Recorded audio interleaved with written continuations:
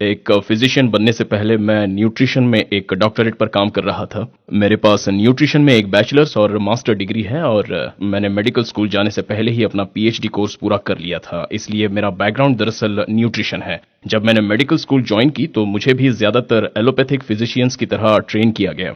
उन्हें बीमारी का पता लगाकर दवाओं और जरूरत पड़ने पर सर्जरी से उनका इलाज करना सिखाया जाता है। इसलिए मेरी प्रैक्टिस से कुछ सालों तक मैं वैसा ही करता था, लेकिन उसके बाद मैं अपनी न्यूट्रिशनल ट्रेनिंग की तरफ ध्यान देने लगा और लोगों को यह समझने में मदद करने लगा कि न्यूट्रिशन के साथ साथ एक्सरसाइज, फिजियोलॉजी और एक्टिविटी उन्हें हेल्दी रहने में मदद करेगा और उन सारी बीमारियों से बचाएगा जो हम आमतौर पर देखते हैं। हमारे शरीर में कई ऐसे प्रोसेसेस हैं जो फ्री रेडिकल्स प्रोड्यूस करते हैं।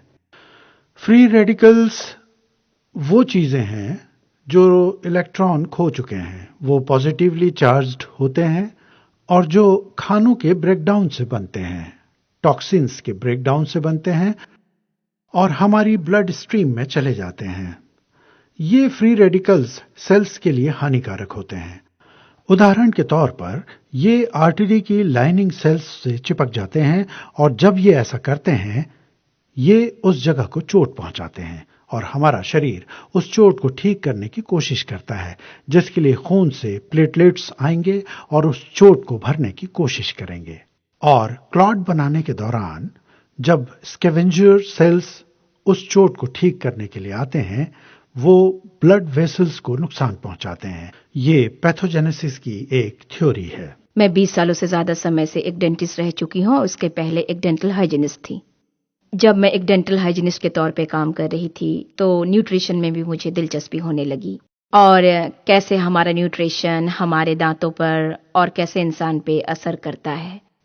मैं 3-4 सालों से अपने मरीजों को ऑब्जर्व कर रहा हूँ और मैं हर साल उन्हें बहुत ध्यान से देखता हूँ और उन सबको बताता हूँ कि आपकी जुबान बहुत फर्म और टाइट और इसमें पॉकेट्स डेवलप हो रहे हैं, तो आपको अपनी डाइट बदलकर मेरी बताई डाइट शुरू करनी चाहिए।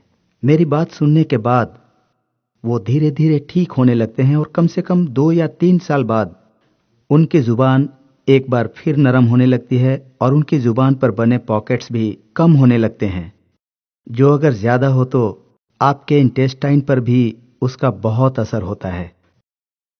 इसलिए आप अपनी डाइट बदलकर भी अपने शरीर को स्वस्थ रख सकते हैं। मैं अपने पेशेंट से कहता हूं कि हम एक बड़ा बायोकेमिकल रिएक्शन है। हमारे शरीर में जो कुछ भी हो रहा है वो सब एक बायोकेमिकल रिएक्शन है और इस बायोकेमिकल रिएक्शन के होने के लिए हमें एक सॉल्वेंट की जरूरत होती है और हमारे शरीर का सॉल्वेंट है पानी। इसलिए इस बात में कोई शक नहीं है कि सबसे जरूरी होता है हमारे शरीर को हाइड्रेटेड रखना।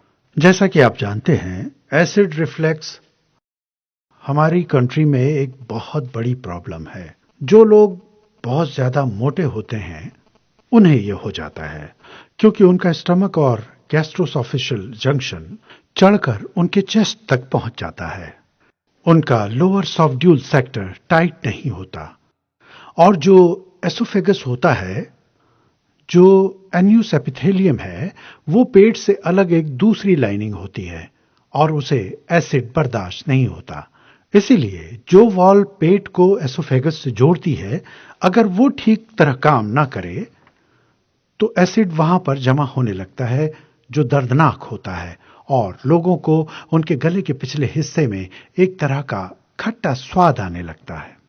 जब हम क्रॉनिक डिजीज का इलाज दवाओं के साथ करते हैं और उन्हें उनकी जड़ से नहीं निकाल पाते, जो कि ऑक्सीडेटेड स्ट्रेस या फ्री रेडिकल डैमेज है, हम दरअसल बीमारी का इलाज नहीं कर रहे बल्कि हम उसके साथ जीने के तरीके ढूंढ लेते हैं। एंटीऑक्सीडेंट्स बहुत मशहूर हो गए हैं क्योंकि वो इलेक्ट्रॉन डोनर्स होते हैं और जब वो एक फ्री रेडिकल से मिलते हैं उस फ्री रेडिकल को वो मिल जाता है जो उसे चाहिए। उसे उसका इलेक्ट्रॉन मिल जाता है और वो न्यूट्रलाइज हो जाता है। अल्कलाइन आयोनाइज्ड पानी में होने वाला ऑक्सीडेशन रिडक्शन पोटेंशियल बहुत ज्यादा होता है। वो मशहूर ग्रीन टी से 30 गुना ज्यादा होता है, जबकि सब जानते हैं कि ग्रीन टी एक बहुत बढ़िया एंटीऑक्सीडेंट है। फल और सब्जियां भी एंटीऑक्सीडेंट्स मानी जाती हैं। अल्कलाइन आयोनाइज्ड पानी जिसका पीएच 9.5 है, उसमें एक नेगेटिव हो सकता है जो एक इलेक्ट्रॉन है जिसका रिडक्शन पोटेंशियल 600 मिली वोल्ट्स है। उसे मिली वोल्ट्स में मेजर किया जाता है। आप चाहे जितने भी फल और सब्जियां खा लें, हम बैक्टीरिया, वायरसेस और फंगाई को खत्म करने के लिए ऑक्सीडेटिव स्ट्रेस पर निर्भर करते हैं। लेकिन जब ऑक्सीडेटिव स्ट्रेस ज्यादा हो जाता है, जब सही बैलेंस नहीं होता, जब बहुत ज्यादा ऑक्सीडेशन होता है और उसका काउंटर पार्ट काफी नहीं होता, जो है रिडक्शन, तब सेल्स और टिश्यूज और आखिर में पूरे शरीर में डी जनरेशन होना शुरू हो जाता है। और शरीर के इस डी जनरेशन की वजह से हम एजिंग करने लगते हैं और उसके बाद हम बीमार पड़ने लगते हैं। ये सारी चीजें ऑक्सीडेटिव स्ट्रेस की वजह से ही होती हैं। मेरे ख्याल से अल्कलाइन आयोनाइज्ड पानी पीना अच्छा लगता है क्योंकि उससे आपकी प्यास बुझती है। आप उसे ज्यादा पी पाते हैं क्योंकि उसे पीने पर आपको फूला हुआ महसूस नहीं होता। ऐसा महसूस होता है जैसे पानी बहुत जल्दी एब्जॉर्ब हो जाता है।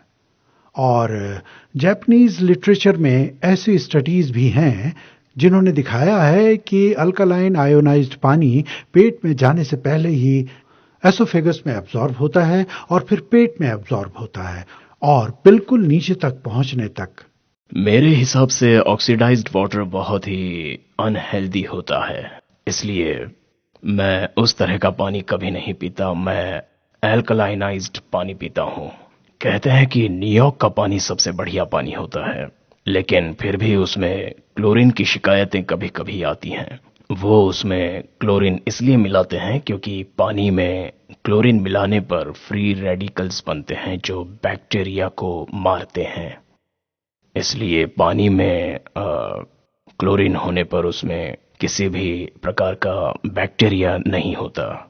वो लोग उसे हेल्दी वाटर कहते हैं। लेकिन अगर देखा जाए तो जिस पानी में क्लोरीन होता है वो ऑक्सीडाइज्ड वाटर होता है। इसीलिए हमें अल्कलाइन आयोनाइज्ड पानी ही पीना चाहिए।